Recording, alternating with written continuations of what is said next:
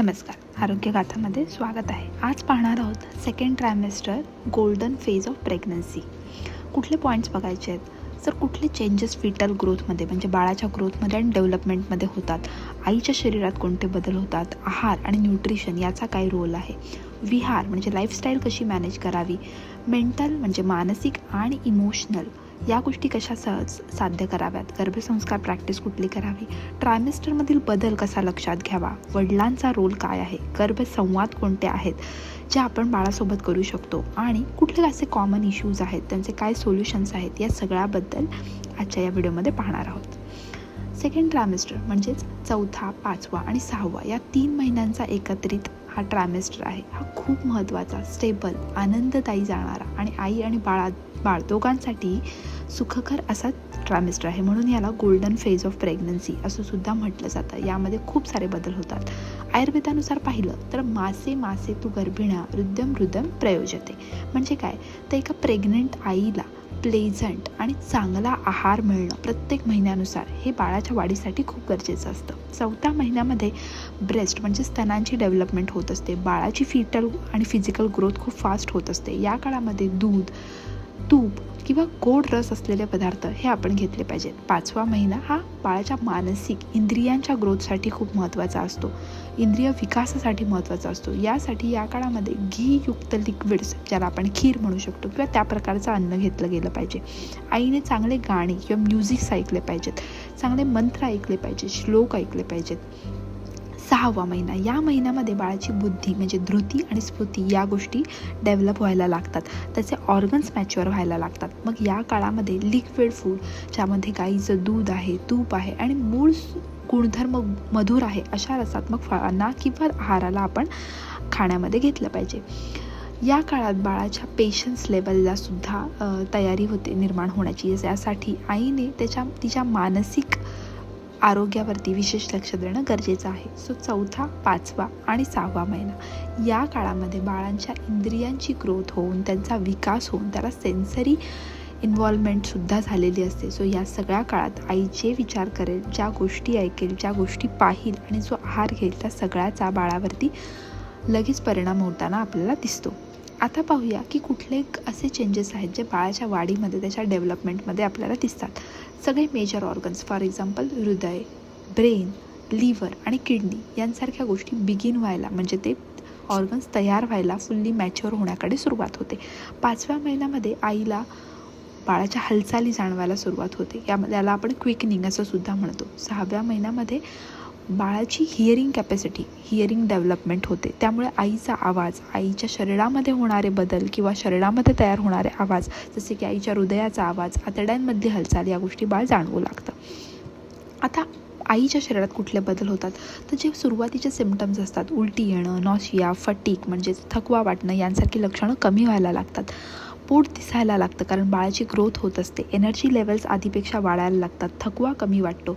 ब्रेस्टची size म्हणजे स्तनांची साईजसुद्धा वाढायला लागते. कधी कधी ते कडक झाल्यासारखे सुद्धा वाटतात. स्ट्रेच मार्क्स दिसायला लागतात.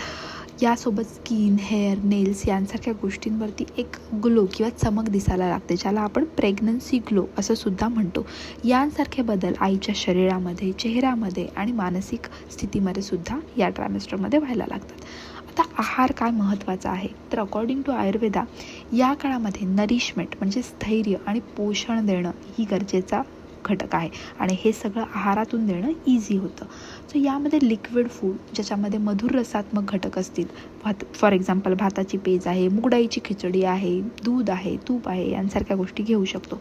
आयर्न रिच फूड, यामध्ये आपण बीटरूट म्हणजे आपलं बीटरूट, पोमोग्रॅनेट, डेट्स किंवा भाताची भाकरी, तांदळाची भाकरी, नाचणीची भाकरी या गोष्टी घेऊ शकतो. तीळ आहे, ताक आहे, या गोष्टी घेऊ शकतो. फोलिक ॲसिडसाठी ग्रीन लिफी व्हेजिटेबल्स आहेत, ज्या सीझनल आहेत त्या घेतलेल्या अतिउत्तम. कडधान्य आहेत काही, ती घेऊ शकतो. विटॅमिन B12साठी मिल्क आहे, कर्ड आहे किंवा सोया प्रोडक्ट्स आहेत ते आपण घेऊ शकतो. प्रोटीन्स मिळतात आपल्याला मूग म्हणून, कडधान्यातून, पनीरमधून, मिल्कमधून. योग्य मात्रेमध्ये आणि पाणी घेणं हे खूप महत्त्वाचं आहे. त्यासोबत स्पायसी, ॲसिडिक आणि खूप जास्त गरम पदार्थ असतील तर ते मात्र टाळले गेले पाहिजेत. विटॅमिन C रिच फूड हे या काळामध्ये घेणं खूप जास्त गरजेचं आहे. बाळाची इम्युनिटी वाढवण्यासाठी, आईची इम्युनिटी स्टेबल ठेवण्यासाठी आणि बाकीच्या अवयव, अंग प्रत्यंग यांना स्थैर्य देण्यासाठी, ॲब्सॉर्प्शनसाठी शरीरामधल्या खूप महत्त्वाच्या आहेत. स्क्रीनवर दिलेले व्हिटॅमिन सी फूड्स, त्यात संबंधित असलेल्या भाज्या ह्या आपण रेग्युलरली जेवणामध्ये वेगवेगळ्या फॉर्ममध्ये वापरू शकतो. जनरल डायटरी प्रिन्सिपल्स असे कुठल्या जे सर्वसामान्यतः आपण पाळू शकतो, तर सगळ्यात महत्त्वाचं म्हणजे मधुर रस ज्या घटकांमध्ये स्वतःचा नैसर्गिक आहे त्या रसांचं जास्त सेवन करा. त्यासोबत ऑइली फूड हे शक्यतो टाळावं. ड्रायनेस ज्यामध्ये असेल अशा गोष्टी आपण टाळल्या पाहिजेत. Liquid diet beneficial, for example आमटी आहे, खिचडी आहे, या गोष्टी बाळाच्या वाढीसाठी जास्त महत्त्वाच्या ठरतात. जेवण आपण जे घेतो आहे किंवा आहार जो घेतो आहे तो शक्यतो वॉर्म म्हणजे थोडासा कोमट किंवा गरम असावा, फ्रेश असावा, घरी बनवलेला असावा आणि खूप स्पायसी, आम्ल तयार करणारे किंवा हेवी किंवा ड्राय फ्रूट टाळावे. महिन्यांवाईज बघायला गेलो तर 4थ्या महिन्यामध्ये गाईचं दूध, त्यासोबत घरी बनवलेलं आपण तूप घेऊ शकतो किंवा मधुर रसात्मक घटक जसं की गूळ आहे, खजूर आहे, मूगडाळीच्या खीर आहे, भाताची पेज आहे, मूगडाळीची खिचडी आहे, रोस्टेड ग्रेन्स असतील या गोष्टी घेऊ शकतो. फळांमध्ये सीजनल फ्रूट्स आहेत, पोमोग्रॅनेट, ॲपल, मँगोसारखे पदार्थसुद्धा आपण घेऊ शकतो. मूग, मसूर किंवा गाजर, पालक यांसारख्या गोष्टीसुद्धा आपण घेऊ शकतो. खूप स्पायसी ॲसिडिक फूड मात्र टाळायचं आहे. 5व्या महिन्यामध्ये आपल्याला स्मॉल क्वांटिटीमध्ये शतावरी पावडर आपण दुधामध्ये डॉक्टरांच्या सल्ल्याने चालू करू शकतो. खिचडी आहे, भात आहे किंवा दूध भात आहे या गोष्टी आपण घेऊ शकतो. मसूर आणि व्हेजिटेबल्स आपण घेऊ शकतो. फळभाज्या किंवा सीजनल फ्रूट्स पण आपण घेऊ शकतो. ताक, पिंच ऑफ सॉल्ट किंवा जिरं घालून सुद्धा पचनासाठी उत्तम काम करतं. खूप हेवी किंवा ड्राय फूड आहे, स्नॅक्स आहेत, बेकरी प्रोडक्ट्स आहेत, त्या गोष्टी मात्र टाळल्या पाहिजेत. खूप कोल्ड आहे, आईस्क्रीम यांसारखे घटक द्रव्य आपण टाळले पाहिजेत. 6व्या महिन्यामध्ये मात्र आपल्याला तूप, सूप, राईस यांसारख्या गोष्टी, जे शाली धान्य आहे, रक्तशाली तांदूळ मिळाला तर उत्तमच, यांसारख्या गोष्टी घेतल्या पाहिजेत. यासोबत आपण ड्रायफ्रूट्स आहेत ते पाण्यामध्ये सोक करून आपण ते घेऊ शकतो. मनुका काळ्या आहेत ते पाण्यामध्ये सोक करून आपण ते पाण्यासकट घेतल्या तर डायजेशनची पण आपल्याला जी कंप्लेंट असते ती सुद्धा कमी होते. शतावरी कल्प आहे, विदारी कंद, अश्वगंधा यांसारखी औषधी द्रव्यसुद्धा आपण सेफली घेऊ शकतो, पण ती आयुर्वेद तज्ज्ञांच्या सल्ल्याने घ्यायला पाहिजेत. यासोबत बॉटल गार्ड आहे किंवा मेथी आहे, पालक आहे, गाजर आहे यांसारख्या आपण भाज्या घेऊ शकतो. फळांमध्ये मँगो किंवा पपई किंवा आपण म्हणू शकतो सीताफळ यांसारखी फळं जी आहेत ती पूर्ण पिकलेल्या अवस्थेत घ्यावीत. पाणी हे थोडं कोमट किंवा रूम टेम्परेचरला अशा अवस्थेमध्ये घ्यावं. कुठल्या गोष्टी अवॉइड कराव्यात, खूप सॉल्ट असेल तर स्पायसी फूड, ड्राय फूड या गोष्टी अवॉइड करायला पाहिजेत. आता कुठले असे आयुर्वेदिक ड्रिंक्स आहेत तर शतावरी कल्प, ज्याला आपण शतावरी क्षीर असं सुद्धा म्हणू शकतो, मिल्क डिकॉक्शन, हे बाळाच्या वाढीसाठी आणि त्याला स्ट्रेंथ देण्यासाठी खूप महत्त्वाचं आहे. खजूर दूध आहे, त्यासोबत ताक आहे, दूध आणि तूप यांचा पण आपण समावेश एकत्र करून तो करू शकतो. इम्पॉर्टंट महत्त्वाच्या गोष्टी म्हणजे रोज जमेल तर एकाच वेळी खाण्याची सुरुवात करा. जास्त ओव्हर इटिंग करू नका. जेवल्यानंतर थोडासा वॉक करा. काम आणि शांत वातावरणामध्ये खा. यांसारखे नियम आपण नक्की पाळू शकतो. आता पाहूया लाईफस्टाईल म्हणजे विहार कुठले आपण करू शकतो. सो लाईट एक्सरसाइज किंवा स्लो वॉकिंग, प्राणायाम, मेडिटेशन यांसारख्या गोष्टी आपण करू शकतो. त्यासोबत पॉझिटिव्ह मंत्र, म्युझिक, संगीत, एखाद्या देवाची उपासना करत असाल तर त्याचे काही जे काही साहित्य असेल ते तुम्ही वाचू शकता. योग्य स्लीप घेणं, स्ट्रेस अवॉइड करणं, टेन्शन अवॉइड करणं या गोष्टी टाळल्या पाहिजेत. त्यासोबत एक्सेसिव्ह ट्रॅव्हल, जम्पिंग किंवा हेवी लिफ्टिंग करणं यांसारख्या गोष्टी आपण टाळल्या गेल्या पाहिजेत. मेंटल आणि इमोशनल हेल्थकडे आपण कसं लक्ष दिलं पाहिजे तर ह्या काळामध्ये आईचे थॉट्स हे बाळावर डिरेक्ट परिणाम करत असतात. त्यामुळे आईने आनंदी राहणं, काम राहणं, पॉझिटिव्ह राहणं या गोष्टी नेहमी केल्या पाहिजेत. सगळ्या बाबतींमध्ये बाळाला योग्य आणि सकारात्मक विचार जातील. चांगली गाणी म्हटली गेली पाहिजे, स्टोरी सांगितल्या गेल्या पाहिजेत. सो मॉरल स्टोरीजसुद्धा खूप चांगला रोल प्ले करतात. पॉझिटिव्ह अफर्मेशन ज्याला आपण गर्भसंवाद म्हणतो ते आपण बाळासोबत केले पाहिजेत. त्याचाही बाळाच्या वाढीवरती खूप उत्तम परिणाम होतो. काही आयुर्वेदिक टिप्स आपण पाहायला गेलो तर ऑइल मसाज ज्याला आपण अभ्यंग म्हणतो ते तेल, कोकोनट ऑइल यांसारख्या ऑइलने आपण ते करू शकतो. फिटल डेव्हलपमेंटसाठी शतावरी, विदारी, बॉटल गार्ड यांसारख्या द्रव्यांचा वापर करू शकतो, पण तज्ज्ञांचा सल्ला नक्की घ्या. खूप कोल्ड, खूप ड्राय फ्रूट, हॉट किंवा कोल्ड फ्रूट यांसारख्या गोष्टी टाळायला पाहिजेत. छोट्या छोट्या क्वांटिटीमध्ये आपण आहार जो आहे तो घेतला पाहिजे. संस्कारा प्रॅक्टिसेसमध्ये गर्भसंवाद ज्यामध्ये आपण पॉझिटिव्ह अफर्मेशन्स देतो ती गोष्ट केली पाहिजे. मंत्रा चॅन्टिंग केली पाहिजे. मेडिटेशन, व्हिज्युअलायझेशन बाळासोबत आपण केलं पाहिजे. आणि रीडिंग म्हणजे ज्यामध्ये मॉरल किंवा सकारात्मक गुण आपण बाळाला देऊ शकतो अशी पुस्तकं, आध्यात्मिक ग्रंथ आपण वाचले गेले पाहिजेत. या सगळ्याचा बाळाच्या बौद्धिक वाढीवरती खूप परिणाम होत असतो. Now get ready for trimester transition. यामध्ये आपण ब्रेस्ट केअर किंवा प्रिपरेशन कसं करायचं हे बघणार आहोत. क्लोदिंगमध्ये काय चेंजेस केले गेले पाहिजेत. त्यासोबत जे सिटिंग पोश्चर आहे आपलं ते व्यवस्थित बसलं गेलं पाहिजे किंवा आपण बसताना कुठली काळजी घ्यायला पाहिजे या गोष्टी आपण लक्ष दिला पाहिजेत. ऑइल मसाज आहे, ॲक्युप्रेशर आहे, या गोष्टीकडे आपण लक्ष दिलं पाहिजे. TT वॅक्सिन्स हे प्रेग्नन्सीमध्ये खूप महत्त्वाचे असतात, ते आपण डॉक्टरांच्या सल्ल्याने घेतले पाहिजेत. अभ्यंगांमध्ये काही विशिष्ट शरीरातले पॉईंट्स ज्याला आपण ॲक्युप्रेशर पॉईंट्स म्हणतो हे आपल्याला होणाऱ्या समस्यांनुसार योग्य वेळी योग्य ठिकाणी मसाज केले तर त्याचे आपल्याला पॉझिटिव्ह गुणधर्म आपल्या प्रेग्नन्सीमध्ये सुखकर प्रेग्नन्सी करण्यासाठी पाहायला मिळतात. आता सगळ्यात महत्त्वाचं म्हणजे वडिलांचा रोल काय आहे. तर इमोशनल सपोर्ट. आईला हार्मोनल इम्बॅलन्समध्ये वेगवेगळ्या भावनांमधून फ्रिक्वेंट मूड चेंजमधून जात असते. या काळी बाबांचा इमोशनल सपोर्ट खूप महत्त्वाचा आहे. Daily care.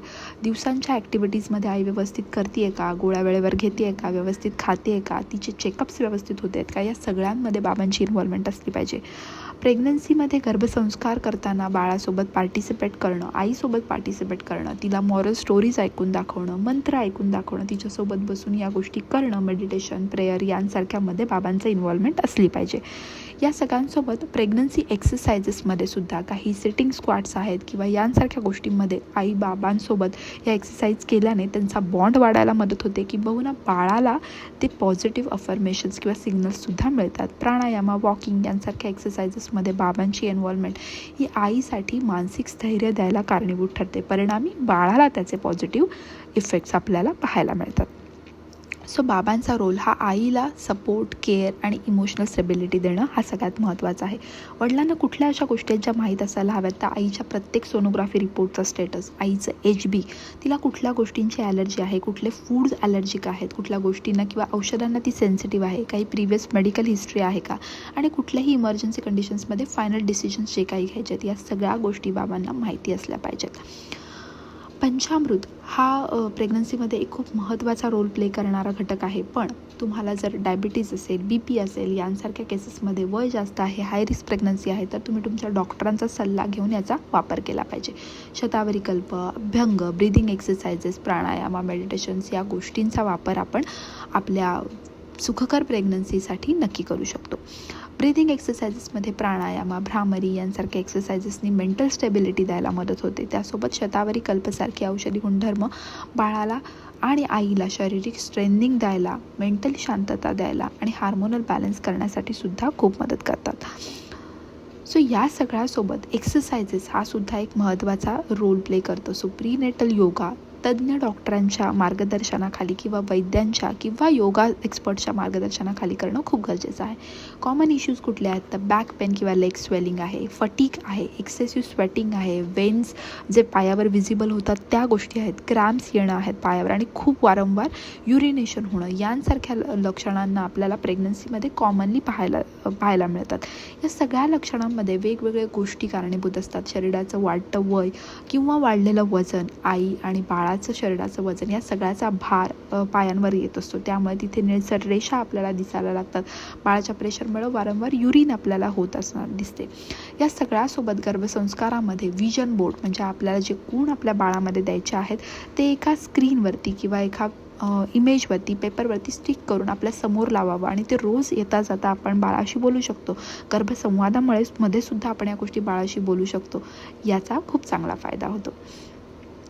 या सगळ्यासोबत आपण विजन बोर्डसोबत जर पॉझिटिव्ह अफर्मेशन्स दिले तर त्यामुळे बाळाच्या मेंटल ग्रोथसाठी त्याला त्या गोष्टी त्याच्या सबकॉन्शियस माइंडमध्ये रजिस्टर करण्यासाठी खूप मदत होते. आईला हवा असलेल्या सकारात्मक गुणांना आपण बाळामध्ये इझिली टाकण्याचा हा एक उत्तम मार्ग आहे. सो या प्रेग्नन्सीमध्ये तुम्ही तुमचा विजन बोर्ड नक्की बनवा आणि सेकंड ट्रायमेस्टरमध्ये तुम्ही यातले कुठल्या रूल्स फॉलो करता मला कमेंटमध्ये नक्की सांगा. Thank you so much listening for so quietly and do share this with the mothers who need this, and don't forget